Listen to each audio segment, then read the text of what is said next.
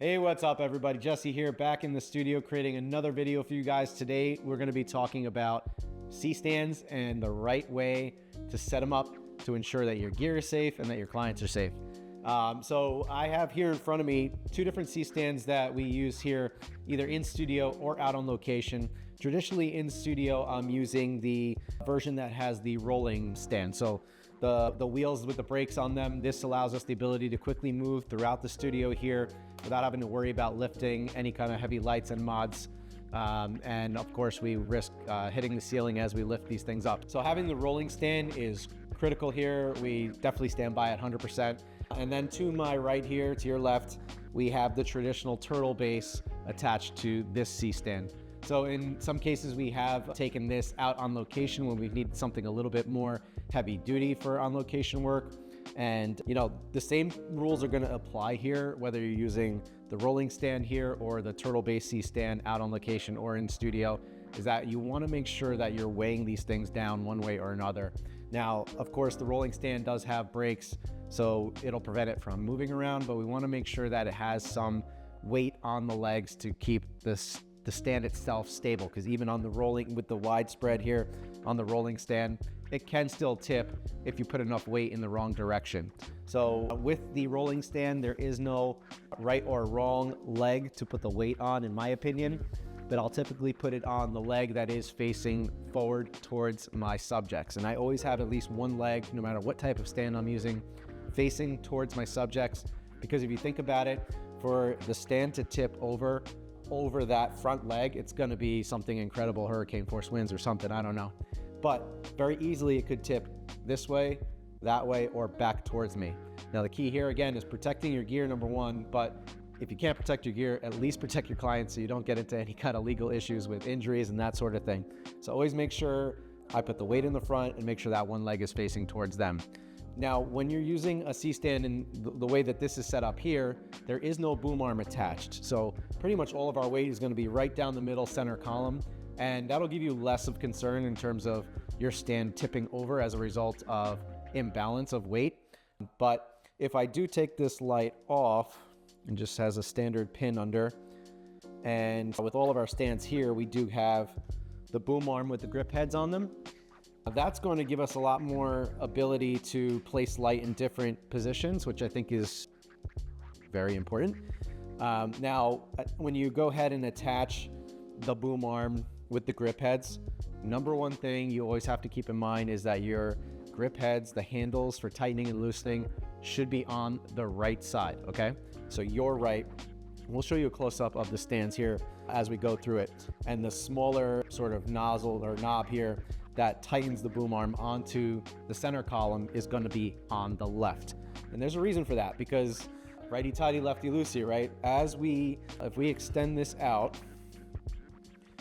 and now both grip heads have the knobs, the tighten knobs on the right-hand side. In theory, if I have a lot of weight on the end of this stand here on the pin, the tendency is going to be, obviously, for gravity, to go down. Now, if it's going down in the same direction as the tighten is on the knob, it's only going to get tighter as we push down. So we can't risk any kind of crazy, drops, because the weight, yes, the weight might be bringing this down a little bit, but it's only getting tighter as it pushes down. So that becomes more secure. Now, that's not going to prevent your stand from tipping over if this is put in a different direction. So if I'm shooting now, if I have my light in between these two legs, right, there's going to be more of a tendency for this to be able to tip forward, okay? But if we have this again lined up with that front leg, it's going to, like I said, take a lot more force for this to be able to tip forward over in that direction. So that's like one of the most common mistakes I see when it comes to using C-stands, is a lot of times I'll find that photographers are putting these on the left-hand side and then having their light come up and out towards their subjects there. So now my grip heads have the loosen and tighten knobs here on the left-hand side. And as I apply pressure on that way, now you see that all the tension's gone. It's now completely loosened. That's when your lights are gonna fall and come crashing down to the ground. It's no bueno. So there is a right and wrong way here is what I'm trying to tell you. Make sure that these grip heads are on the right side, okay? And that goes for both of these, okay? It doesn't matter. You want both of these to be on the right side. Now, with this particular C-stand, I have this pin, this baby pin that came with it. This pin came as is with, it has a little bit of a groove here. Again, I'll do a little close up for you. And at the time, I was noticing that even with this pin and my light attached, I was having issues with the light spinning in certain positions. It would actually rotate. If I had it off to one side, it would just spin on the pin. There was nothing for this to grip onto. And so I came up with a solution in this particular instance where I actually made an indent, a groove. So I took the lights that I used, I measured to find out at what point they hit this pin, made a little marking, and then I actually put this in a vise and we drilled a little bit of a groove in there. Now, if you look at these other pin that I have on this side, so the reason for doing that, number one, is so that when I'm tightening the light on it, it's going to catch into that groove. And once it's in there tight, it no longer has the ability to spin and rotate on this pin. So that's been a lifesaver for us. In this case, if your pin doesn't have any grooves, you kind of have to make one yourself. But with this pin that I got with our Flashpoint C-stands, it actually does come with two different notches in it. So for different heights, so different lights can reach further down. I think my Explore 600 SE here can actually go all the way down to the bottom notch, and some other lights don't quite make it. So you have to be careful as you're putting the light on and tightening it that you try to catch one of those grooves in there. Same concept, once it's in there tight, you won't be able to spin the light on the pin, which is going to give you better control of where you want to put your light without having to worry about the weight becoming a factor. The same rules apply here, okay? Your grip heads should stay on the right-hand side. And that, again, is going to give us the same, it's going to only tighten as we push that weight down. And if we flip it to the other side one more time, okay, I'm going to straighten this out. I'm going to pretend like we're doing it wrong. Now you've got a ton of weight with that light on there, and as it pushes down, it will just immediately loosen, and your light will most likely fall down to the ground, possibly breaking your mods at the same time. So no good. Always keep it on that right side. I'll beat the horse to death if I have to. With the turtle base C-stand, okay, when it comes to sandbag, same rules apply. However, because there's 3 different heights on these legs, I always recommend putting it on the tallest one, and that's going to give you the best chance at stability, okay? And same rules apply. I would keep that front leg towards the direction that your light is facing, maybe towards your clients, to prevent potential light falling towards them. So now the reason why, if you put your sandbag on say the shortest leg, and let's just say in this particular case, I don't think it would be an issue, but if your sandbag was a little bit bigger, there's potential that the weight would actually not be on the leg at all. It would give you the indication that it is, but it's really not. So in that case, if I lifted this up a little bit, your sandbag could actually slide right out. See, that's the reason why I want to make sure the gravity of the weight of that sandbag is really resting on that top leg, and it's not necessarily going to always be off the ground depending on what sandbag you have, but that's your best opportunity to make sure that weight is driving the stand down into the ground. And of course, once I have one, at least on the front stand here, on the front leg, you can put additional sandbags if you have them. We have a bunch in studio, so I'm not afraid to stack up if I need to. I just want to make sure that the distribution of that weight is proper. Now, the same rule would apply. I know we're talking about C-stands here, but my on-location light stands of choice is always my Cheetah stand C12s. Okay, so I want to make sure that if we are leaving these stands unattended for any reason, which usually we don't want to do that. Usually we'll have an assistant always watching the stands. But if we are to use them and perhaps put a weight on here, again, same thing applies. Front leg, always facing towards my subjects, okay?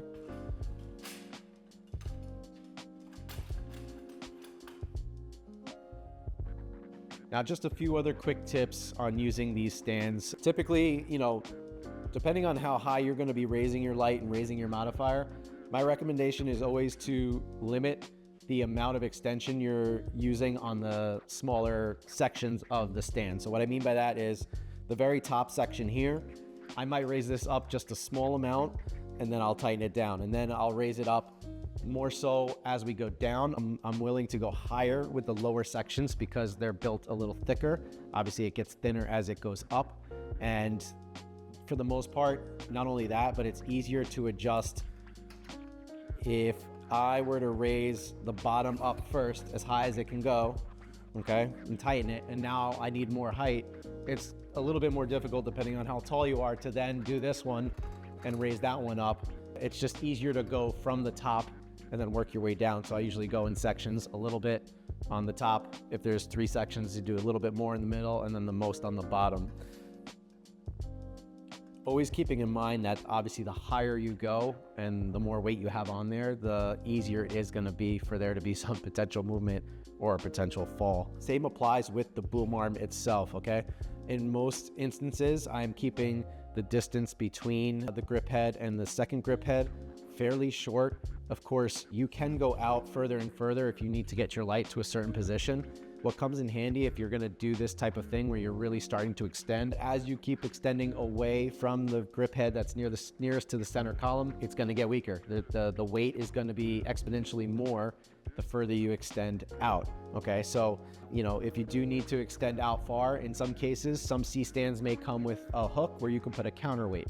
This particular C-stand does not have that. In fact, the end of this C-stand here has nothing, no thread, no grooves of any kind. So with using this C-stand, I'm never considering ever putting a light on this end. I'm always using the end that has the grip head on it. So in the other case of the Flashpoint C-stand, this one here, by the way, is Avenger. In the case of the Flashpoint C-stand, we'll see that this end of the light stand actually has a thread on it and a similar groove to what I was mentioning that the pin has itself. So, you know, in theory, this is designed to be used in some way, shape, or form. I would only put something that would act more as a counterweight on here. I would never put one of my lights on there. Perhaps there's a smaller piece of equipment. Maybe if you were putting some type of, maybe even like something to hold your cell phone and take behind the scenes, that's fine. But I just personally, in all my years using C-stands, I've never once felt comfortable putting anything heavy or valuable on the end, on this end. So I always stick to using the end with the grip head on it. You can do whatever you'd like. It's just my recommendation. It's just, I wouldn't feel comfortable. All right, so really quick, I'll just do one last demo. I'm gonna move the Turtle Base C-stand out of the way. We'll stick with the rolling one for here in the studio. And I'm gonna grab a light with a mod that's on it. And just one more time from the side angle. So for me, I'm using that pin that's gonna tighten, and I'm looking to line up the hole that's in the baby pin itself. And once I feel it catch, I could just turn left and right, make sure that is in there nice and tight. That light is not going to spin on this pin. It can still spin, the pin itself spin within the grip head here, and that's why you gotta make sure you got a good grip head, nice and tight, okay? That's in there great. And then again, with everything here on the right-hand side, so to you guys, you'll be able to see, keeping these on the right, that's where you could start making your adjustments and finding the right position. I like to get the angle first that I wanna use, again, and then I can start thinking about raising the height and whatnot. We're not gonna be able to push this too much further. It's just gonna keep getting tighter and tighter and tighter, and that's what we want. That's the biggest part of using the grip head. Hands down, make sure that the weight is going in the direction that would only tighten your grip head. It's that simple, guys. So do the right thing, protect your equipment, protect your clients. It's good to know just the rundown on how these things work. There are a lot of pieces, a lot of knobs. You always have to be careful of what you're tightening and loosening, because sometimes you might be thinking that you're unscrewing a different section, but then so you don't have a good grip on the light itself. Anytime I'm making any kind of adjustments here, I think you would want to have some kind of hand on any of these pieces here, because if you just get confused and you're doing something fast and you're not holding on, if I unscrew this here, it's gonna drop down. When it drops down with enough force, things can happen, things can break. It's not what we want. It makes you also look a little unprofessional in the moment with your client. So that's the rundown, guys. I hope you found it helpful. It's truly important that you understand how these things work to keep yourself safe, your gear safe, your client safe. They're amazing tools to have in the studio. I love my C-stands, but if you don't know how to use them, you're putting yourself at risk. So hope you found it helpful. Comment down below if you have any questions, and I look forward to seeing you guys on the next video.